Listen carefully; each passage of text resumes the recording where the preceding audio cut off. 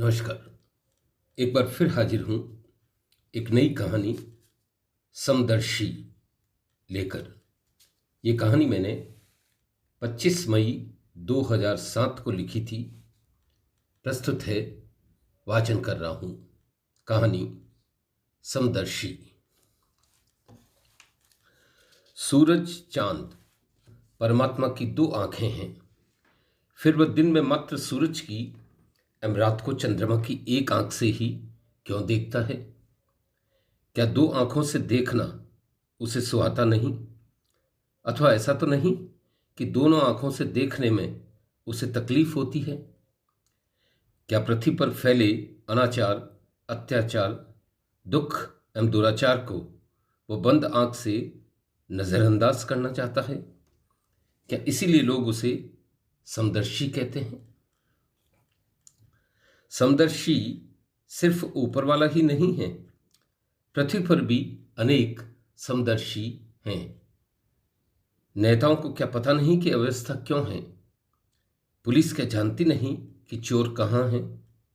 लेकिन एक आंख बंद करके जीने में जो सुख है, सुकून है, शांति है, वो दोनों आंखें खोलकर देखने में कहाँ? पर यह तो मात्र दर्शन झाड़ने की बात हुई। मैं तो आपको एक सच्चे समदर्शी से मिलवा रहा हूं, हनुमान प्रसाद, जिसके बचपन से ही एक आंख है। हनुमान प्रसाद मेरी ही तरह मेरे ऑफिस में क्लर्क है। जब मैं नया नया इस ऑफिस में आया तो कई दिनों तक समझ नहीं आया कि लोग उसे समदर्शी क्यों कहते हैं। वह तो एक दिन रंजीत ने मुझे दबी आवाज में समझाया, अंधे को अंधा कहना अच्छा लगता है क्या? सूरदास भी तो कह सकते हैं। फिर मुंह से डस्टबिन में जर्दा थूकता हुआ बोला, काने को काना कहना ठीक नहीं लगता, इसीलिए समदर्शी कहते हैं। कहते कहते उसकी कठारनुमा मूंछों के नीचे ऐसा मंद हास्य फैल गया जिसके दर्शन गुणीजनों के मुखमंडल पर भी दुर्लभ हैं। सरकारी ऑफिस में निठल्ले बैठे बाबुओं को तो मजाक बनाने की आदत है। यह कार्य उन्हें ब्रह्मानंद सा सुख देता है। घर घर चलते पंखों के नीचे जिस सेंस ऑफ ह्यूमर का सृजन होता है, वैसा उत्कृष्ट सृजन विद्वज्जनों की गोष्ठियों में भी नहीं होता। फजीती करने के असंख्य नुस्खे हैं उनके पास। वे समय भी व्यर्थ नहीं करते। ऑफिस चल रहा हो तो ग्राहकों की फजीती करते हैं, हम खाली बैठे हों तो एक दूसरे की। उन्हें तो कोई बकरा चाहिए। आज बिक्री कर बंद करने के मुद्दे को लेकर बाजार बंद था। खाली बैठे सभी की जीभ में खुजली मची थी। थोड़ी देर तो सभी अनर्गल प्रलाप करते रहे, फिर न जाने कैसे समदर्शी उनके हत्थे चढ़ गया। सभी उस पर फिक्रे कसने लगे। वह भी तो ठेठ का अंतर्मुखी, कभी विरोध नहीं करता। योगी की तरह तटस्थ भाव से ताने सुन लेता, पर क्रोध नहीं करता। उसकी विनम्रता लोगों में और साहस भरती। आजकल सर्वाइवल के लिए आदमी को कुत्ता होना पड़ता है। आपको गुर्राना आता है तो ठीक, नहीं तो लोग गर्दन दबाने में देर करते हैं क्या?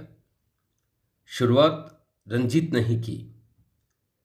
कान में कलम डालते हुए समदर्शी की तरफ देखा, फिर धीरे धीरे गुनगुनाने लगा, जय हनुमान ज्ञान गुण सागर। जब हनुमान पर कोई असर नहीं हुआ तो मुझसे बोला, जगदीश, तुझे मालूम है तुलसीदास ने मानस में एक जगह बड़ी गूढ़ बात लिखी है। मुझे मालूम था कुछ गंदा ही बोलेगा। मैं भी खाली था, अथवार्ता को गति देता हुआ बोला, उगल।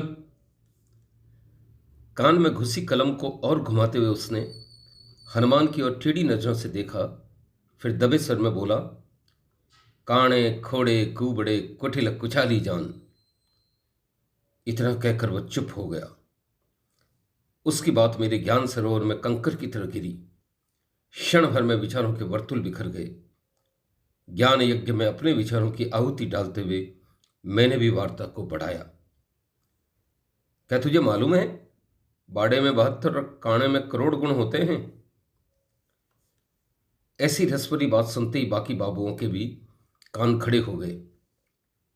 अब जानकीदास बोल रहा था। उसका शरीर सौष्ठव भी दर्शनीय था। इकरा बदन, लंबोदरा मुंह, पीले दांत, लेकिन ज्ञान गुण निधान। स्वाहा कहकर उसने भी आहुति दी। अरे, इससे अच्छा तो वह दोहा है, काणा खोड़ा कायरा सर से गंजा होई, बात करो जब पास में लंबा डंडा होई। इस बार एक भरपूर अट्टहास हुआ। रंजीत ने अर्थपूर्ण नजरों से जानकीदास की ओर देखा और बोला, ये दोहा तूने कहां पर देखा? कबीर बाबा का है। तेरी साहित्य में रुचि हो तो तुझे रसीली किताबों से निजात मिले तब तो ना तू संतों की पुस्तकें पढ़े। जानकीदास की बात सही थी। रंजीत का सत साहित्य रसीली पुस्तकें ही थी। क्या क्या तो नाम थे इन किताबों के, मस्तानी मेम, जवानी दी दीवानी, धड़कते दिल, कातिल हसीना, और जाने क्या। हरामजादा कहाँ कहाँ से इन्हें ढूंढ लाता। कभी रेलवे स्टेशन के बाहर बने स्टॉलों से, कभी बस स्टैंड के इर्द गिर्द से, तो कभी कबाड़ियों से सांठ गांठ कर ले आता। शक्कर को शक्कर ढूंढ ही लेते हैं। समय मिलते ही इन पुस्तकों को तल्लीनता से पढ़ता। उसके समाप्त करते ही हम उसे इस प्रकार देखते जैसे मंदिर के बाहर भिखारी दान देने वाले को कातर आंखों से देखते हैं। जिसे पहले मिल जाती वह निहाल हो जाता। हम चुपचाप उसे अपनी ड्रॉवर में रख लेते। सभी पुस्तकें यौनोत्तेजक मसालों एवं चित्रों से भरी होती। समय मिलते ही हम इन पुस्तकों पर टूट पड़ते।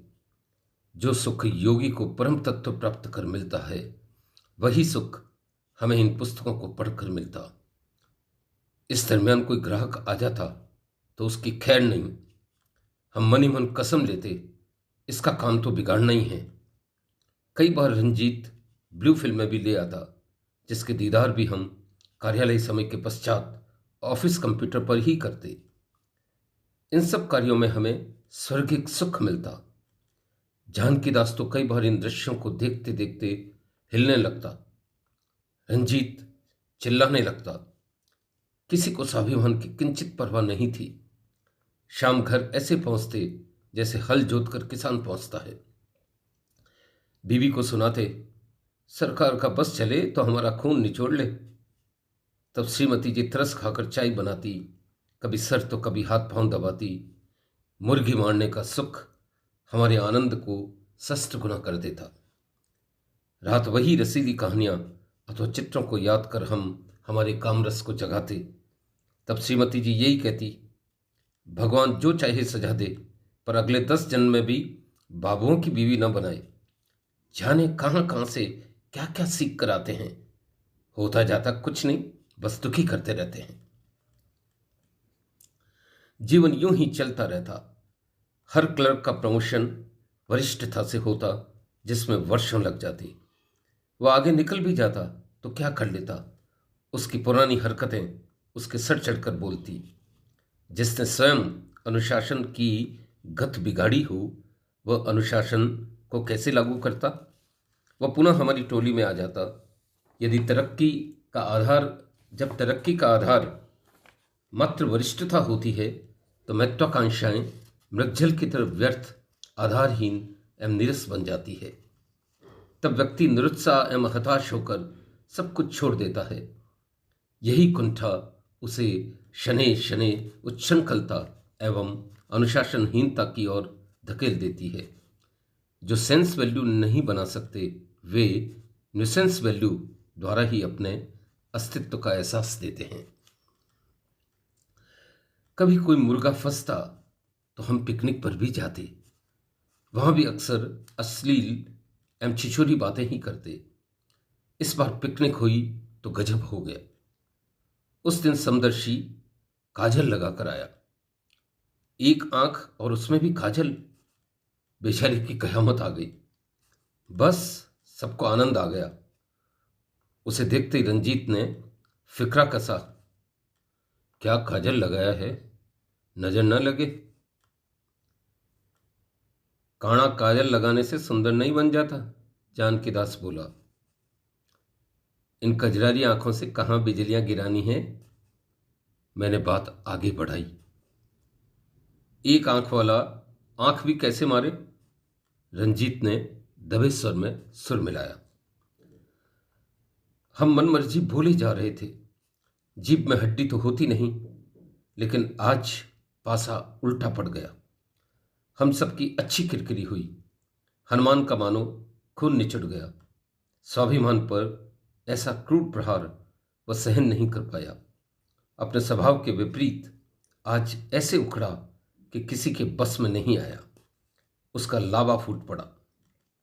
कमीना, काना हूं तो तुम्हारे बाप की नहीं खाता। कहते कहते आगे बढ़कर उसने रंजीत का कॉलर पकड़ा एवं घूर कर बोला, अगली बार होशियारी की तो यहीं गाड़ दूंगा। उसकी आंखें क्रोध से लाल हो रही थी। जाते जाते उसने मुझे एवं जानकीदास को ऐसे देखा जैसे कच्चा खा जाएगा। इस घटना के कई दिनों तक वह गंभीर रहा। फिर यकायक 30 रोज अवकाश पर चला गया। कभी कभी बुरा समय हमारे भीतर से वह रत्न निकाल देता है जिसकी हम कल्पना भी नहीं कर पाते। भीतर अगर उद्वेलना नहीं होगी, मंथन नहीं होगा, विचारों की मथनी नहीं चलेगी, तो फिर मक्खन कैसे निकलेगा। प्रकाश अंधेरे के गर्भ से ही तो निकलता है। समदर्शी मानो एक नए संकल्प से जाग उठा। उसके तन मन में आग लग गई। रात सोता तो यही सोचता कि ऐसे उपहास भरा जीवन भी कोई जीवन है। बचपन से अब तक वह ताने ही तो सुनता आया है। बचपन में सहपाठी चिढ़ाते थे, आज साथी कर्मचारी चिढ़ाते हैं। लोगों की मानसिकता में सैडिज्म यानी परपीड़न बहुत गहराई से प्रविष्ट कर गया है। बचपन में खेल खेल की एक छोटी सी भूल, एक बच्चे ने तीर धनुष खेलते हुए एक तीर उसकी ओर चला दिया और वह अपनी आंख खो बैठा। उसका कोई दोष नहीं और इतनी कड़ी सजा। काश कोई सच्चा तीर चलाकर उसके प्राण ले लेता। ये दिन रात तड़फ कर जीना भी कोई जीना है। लोग मौका मिलते ही दूसरों को नीचा दिखाने लग जाते हैं। हालांकि दूसरों की मजाक बनाना, दूसरों पर फिक्रे कसना, ताने मारना स्वयं की कुंठा, असुरक्षा एवं हीनता का ही रेचन है, पर उन्हें कौन समझाए। न जाने इंसान दूसरों को दुख देने में इतना रस क्यों लेता है। समदर्शी की अंतरात्मा उसे धिक्कारने लगी। इस बार उसने कुछ करने की ठान ली। उसे समझ आ गया कि कतार में खड़े होने से कुछ नहीं मिलता। उसने रात दिन एक कर भारतीय प्रशासनिक सेवा की परीक्षा दी, जी तोड़ मेहनत की। उसकी आंख अर्जुन की तरह लक्ष्य पर लग गई। अब उसके जीवन का एक ही ध्येय था, लक्ष्यवेध। नियति जिसमें स्वर्ण बनने की संभावना देख लेती है, उसे दुखों की तेज भट्टी में तपाती है। उन दुखों की आग में तपकर स्वर्ण स्वतः निखर आता है। समदर्शी विकलांग कोठे में आईएएस बना एवं संयोग से उसी विभाग का शीर्ष पदाधिकारी भी। अब उसका पदस्थापन राजधानी में था। अब यही फिक्रे कसने वाले बाबू स्वयं को उसका मित्र कहकर धाक जमाने लगे। इन्हीं दिनों विभाग में आकस्मिक निरीक्षण हुआ। निरीक्षण अधिकारी ऑफिस खुलने के 10 मिनट पूर्व ही पहुंच गया। इस बार सरकार के कड़े निर्देश थे कि देरी से आने वाले किसी कर्मचारी को नहीं बख्शा जाए। निरीक्षण अधिकारी बाबुओं की रग रग से वाकिफ था। बाबू और भला समय पर आए। वे ऑफिस उसी अंदाज में पहुंचते हैं जैसे दूल्हा ससुराल।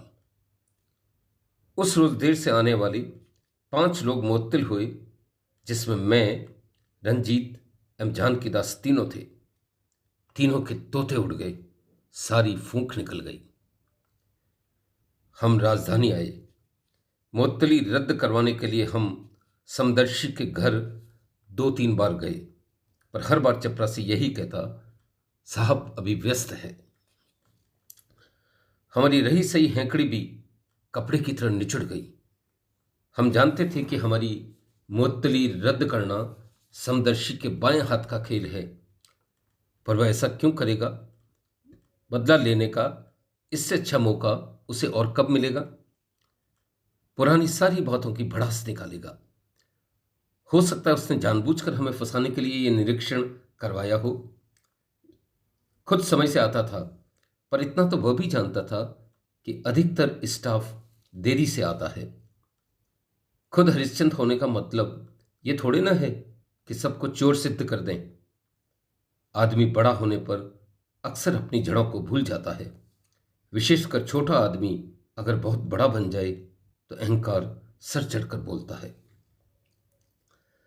माना कि हमने उस पर फिक्रे कसे, पर क्या हम सदैव बुरे ही थे? कितनी बार हमने साथ लंच लिया, कितनी बार पिकनिक गए, 100 बार पुचकारो, उसे कोई याद नहीं रखता। एक बार मारो तो लोग जीवन भर याद रखते हैं। हम तीनों ऐसे ही प्रलाप करते रहते, कई बार आपस में चिढ़ भी जाते।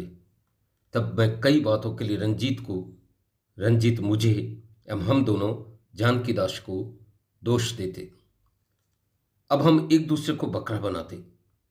विवश बैल की तरह हम इन्हीं विचारों के इर्द गिर्द चक्कर लगाते। कोई अन्य पहचान तो थी नहीं, अतः सुबह से शाम डोलते डोलते थक जाते। आज राजधानी में डेरा डाले 7वां दिन था। हमारे चेहरे मुर्दों की तरह लटक गए।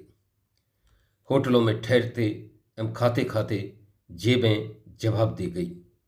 हम सभी एक दूसरे का चेहरा देखकर रुआंसे हो जाते। पाप सिर चढ़ गया। हमारे पास इन हालात से निकलने का एक ही उपाय था, समदर्शी की कृपा, पर वह तो पत्थर बन चुका था। आज हिम्मत कर हम पुनः समदर्शी के घर की ओर बढ़ रहे थे। उसके द्वार पर बार बार जाने के अतिरिक्त हमारे पास विकल्प ही क्या था? भरा तालाब हो, वहीं लोग खाली घड़े लेकर जाते हैं। मई का महीना था। तेज गर्मी के कारण पैदल चलते चलते हम पसीने से भीग गए। तीनों अपराध बोध से एक दूसरे को देखते। समदर्शी पर कसी फिक्रों को याद कर हमारा मन ग्लानि से भर उठता। तभी रंजीत ने भारी मन से हम दोनों की ओर देखा और बोला, हमने जितनी फजीती समदर्शी की उससे कई गुना अधिक हमारी हो गई। रंजीत की बात सुनकर हम दोनों विवल हो उठे। पाप कलश मानो स्वतः छलकने लगा। मैं तो कहता हूं अपने पापों का प्रायश्चित करने का अब एक ही मार्ग है। मैंने रंजीत की ओर देखकर कहा। क्या? रंजीत ने विस्मय से पूछा। उसके आंसू आंखों की कोर में ठहर गए। हम तीनों अपनी एक एक आंख फोड़ लें, शायद हम भी समदर्शी हो जाएं तो हनुमान को हम पर दया आ जाए। कहते कहते मेरी छाती भर आई। सांप से बराबरी करोगे? इस बार जानकी दास बोला। इतने भारी दुख को न ढो सकने के कारण उसकी पतली काया अब हिलने लगी थी। तो क्या दोनों आंखें फोड़ लें, सूरदास बन जाएं, तो हनुमान प्रसाद अवश्य पिघल जाएगा, मैंने रूंधे गले से उत्तर दिया। इन्हीं बातों के चलते हम हनुमान के घर पहुंचे। मैंने डरते डरते चिट्ठ चौकीदार के हाथ में दी। चौकीदार ने हमें घूर कर देखा एवं चिट्ठ लेकर अंदर चला गया। हमें मालूम था इस बार भी रटा रटाया वही जवाब मिलेगा, साहब व्यस्त हैं। यह भी हो सकता है इस बार हनुमान हमें धक्के देकर बाहर निकलवा दे। हम कातर आंखों से उस ओर देख रहे थे जिधर चौकीदार गया था। आश्चर्य, इस बार चौकीदार के साथ खुद हनुमान आ रहा था।